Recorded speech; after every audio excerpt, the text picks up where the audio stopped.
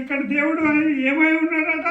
యెహోవా సూర్యుడు కేడమై ఉన్నాడు, ఆయన కృపయు ఘనత అనుగ్రహించేవాడు.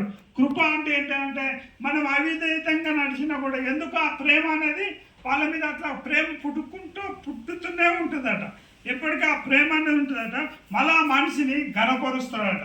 ఒకసారి మరి వాళ్ళ కొడుకు చిన్న అబ్బాయి ఒక ఫస్ట్ పుట్టిన తర్వాత 1 year వచ్చింది అనుకో, వాళ్ళ తల్లిదండ్రులు నా కొడుకు 1 year గడిపిండు, దేవుడు బర్త్డే చేయాలి అని వాళ్ళకు మంచి సూట్ డ్రెస్ వేసి ఒక 4-5 పిలిచి కేక్ కట్ చేసి వాళ్ళు సెలబ్రేట్ చేసుకొని సంతోషపడ్డప్పుడు ఆ పిల్లగానికి లోపల ఏమొస్తుంది? చాలా సంతోషం వస్తుంది. కానీ చూసే వాళ్ళకి ఏమనిపిస్తుంది? గొప్ప ఘనత వస్తుంది. వాళ్ళ పిల్లగాని బర్త్డే ఎంత చక్కగా చేసింది చూడని ఆ మనిషికి ఏమొస్తుంది? ఘనత దొరుకుతాయి. అయితే ఈ కృప ఈ ఘనత అనుగ్రహించేవాడు ఎవరు అంటే దేవుడని యెహోవే.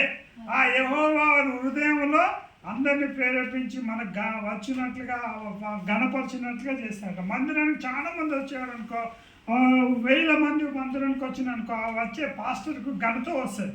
ఈయన ఆరాధన, ఈయన వాక్యం వినడానికి ఇంతమంది ప్రజలు వస్తున్నారంటే ఈయన దేవుడు ఎంత ఘనపరిచింది చూడని ఆయనకు మహిమ ఘనత కలుగుతుంది అన్నమాట.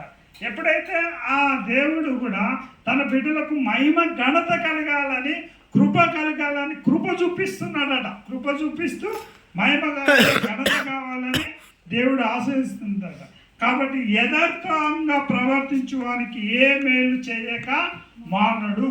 యథార్థవంతుల కోసానికి ఆయన ఆశీర్వాదము ఇవ్వాలని ఆయన కనిపెడుతున్నాడు దేవుని ఆత్మ. అయితే ఎవరైతే యథార్థంగా దేవుని ఆరాధిస్తూ యథార్థంగా భక్తి చేస్తారో, యథార్థంగా ఉంటారో వారికి ఏ మేలు చేయక మానడు. ఏదైనా మేలు చేస్తూనే ఉంటాడట. ఆయన కంటిన్యూగా ఏదో ఒక బ్లెస్సింగ్ ఇస్తూనే ఉంటాడట. కాబట్టి ఆయన ఏమంటున్నాడు? సైన్యాధిపతి యెహోవా నీ యందు నమ్మకం ఉంచువారు ధన్యులు. నా దేవుడు నేను ఆయన లోపల యథార్థంగా ఉంటున్నాను, నన్ను ఆశీర్వదిస్తాడని నమ్మకంతో ముందుకు సాగువాడు నిజంగా ధన్యుడు అని కొరా కుమారుడు చెప్తున్నాడు. అతి కృప మనకు దేవుడు దయచేయను గాక. ఆమెన్. ప్రార్థన. ప్రభా